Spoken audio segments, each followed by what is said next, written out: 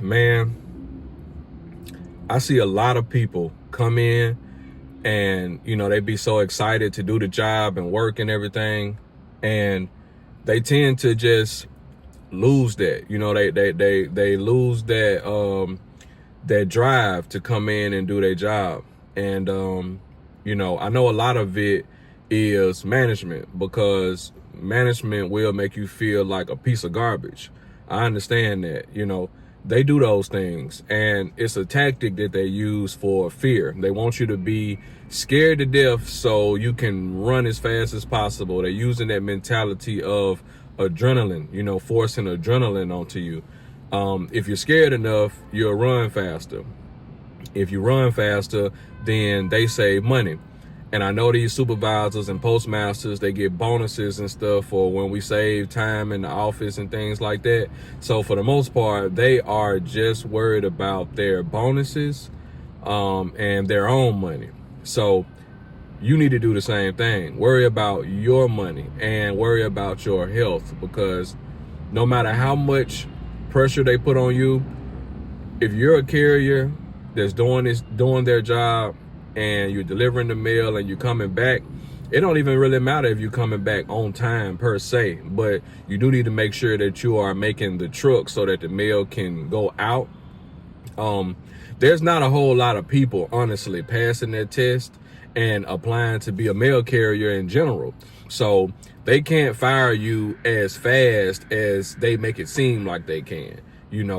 Once you get in the door, man, and you pass those tests and you're under the union, it ain't much they can do. Now, there are some things that can get you fired. Stealing mail, fighting, causing a whole lot of drama in the office, smelling bad, hygiene not good. I mean, I ain't gonna lie to y'all. I know a guy that got fired because he was just not coming to work looking appropriate. Wasn't bathing, wasn't washing his face, wasn't washing his clothes. Like, it almost looked like he had woke up inside of a lube shop and he just got up and came to work. You know what I mean? So I know you can get fired for that because I seen it. But other than that, man, as long as you're doing your job, you're delivering the mail, you're coming back. And by the way, being slow is not really a problem, for real. Because we're all going to be slow in the beginning. They have seen slow carriers come in back to back to back to back. But the thing is, if you are slow, it helps them out when you lose focus and you decide to quit, because then they can move on. They're not going to fire you for being slow per se.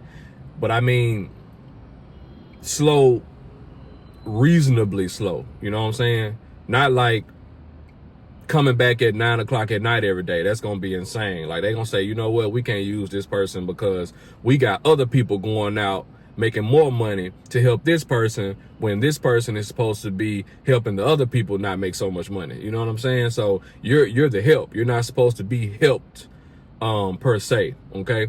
But I know sometimes you're going to, you're going to need some help sometimes, especially on new routes. And supervisors and postmasters, they understand that. They know if you on a new route, you're going to need some help. And there's this superhero carrier that comes in sometimes that don't need help. They go out, run the route, get back quickly, and it's almost like they were built to be mail carriers, but they have a sense of focus. And a lot of the times it's the people that are native locals to the area, so they know how to get around and they know the streets and stuff. It does help you out when you are from the city that you are delivering mail at, especially if you was one of those people that were in the streets a whole lot, because the people that were in the streets, you know the streets, where the 1800 block of Grove at, you know how to get there. So but in my situation, I wasn't from the city that I deliver mail in, so I had to learn everything. I was using GPS just to get to the post office from my home. So don't be afraid, man. Don't be afraid. And I know the job is tough. It's going to be tough for a while. It's going to be tough until you treat this job like almost like an assignment. You got to look at it like an assignment. You have to go in, and this is what I tell people because I did it.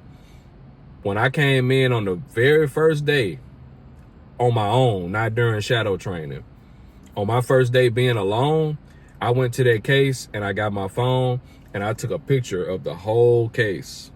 I have like a three-armed case. I took a picture of the left, the middle, and the right, and I went home and I studied it. That day, I didn't do great on the route that I was on. And I want to say two regular carriers had to come and help me. I also had a split, or some people say pivot, which is an extra piece of another route that had to be separated because that route was vacant for the day. So brand new route and a pivot on another route. So it was almost gonna be impossible for me to make it back on time, y'all, honestly. But that day I took those pictures, and I also went online and I studied route structures, because they taught us that in the academy, but none of the stuff in the academy stuck with me really. So route structures, dismount, riding routes, and parking loops, I had to study that, because looking at the case, I seen certain indications like start loop here, or dismount here, or whatever. And so I was like, okay, that's what this stuff means, because every route has a line of travel.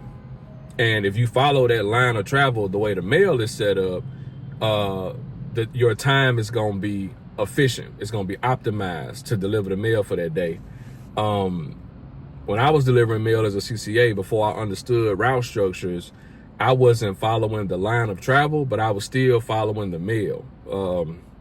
It's hard to explain what that really means, but if you're supposed to make a left turn, you know, I was kind of going up another block and then making a U-turn and then coming back to the other side. I don't even know if that makes sense, but the carriers out there, y'all know what I'm talking about. Instead of going all the way around, you just make that sharp left and then you'll be right in front of the place you're supposed to be at. But I was going all around, getting to places that I was supposed to be at next.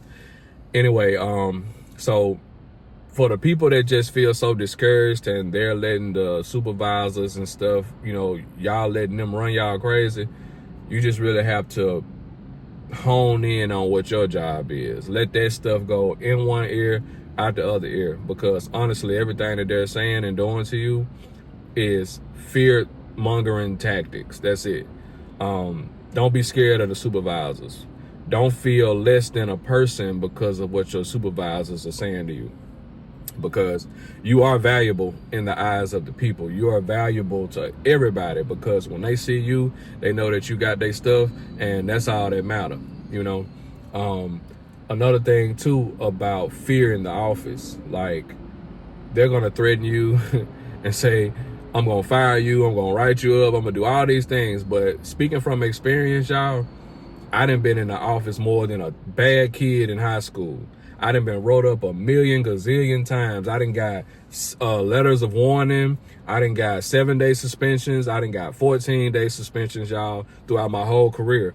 And the funny thing about the suspensions is that when they give you a 7-day suspension, which is the second step, and then it goes into 14-day suspension, you're actually not suspended from work. You still have to come to work, but you're suspended from not being at work, which is hilarious. Like when I first found out I had a 7-day suspension, I was like, oh man, I'm finna be at the house for 7 days not getting paid. And they was like, nah, you still got to come to work, but for the next 7 days you can't miss work, so you can't call out, basically. And I was like, oh, I mean, that was great, but it was confusing to me, because I'm like, you know, I'm not suspended though. I'm still coming to work, I'm still getting paid. Anyway, so I done got all that stuff. I've actually received a letter of removal, you know. I walked in the office, and, you know, me being so confident with my union reps and what was going on in my life at the time, because I had just had a new child. I had my daughter. And so the post office, my office, not the post office, my office didn't want to allow me the time to spend with my newborn daughter. And so I used the time that I had built up, my annual leave time, or it might have been my sick time. I used that time to take off for about a week. You know, I really wanted to give I really wanted to be with my daughter a lot longer than a week, but I said a week would be, you know, sufficient because I knew that they were shorthanded already. But anyway, I took off that week, man. Every single day they called me every morning and they texted me and they was threatening me like, you need to come back in. We need you. You need to come back in. So I was screenshotting all that stuff and I was sending it to my union rep that was in the office. And they basically said, okay, don't worry about it. We gonna handle this. We gonna handle it. So anyway, don't be scared of the supervisors, y'all. All right. They gonna do what they do.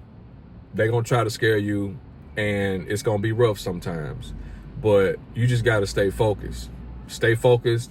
Learn from your mistakes and grind it out.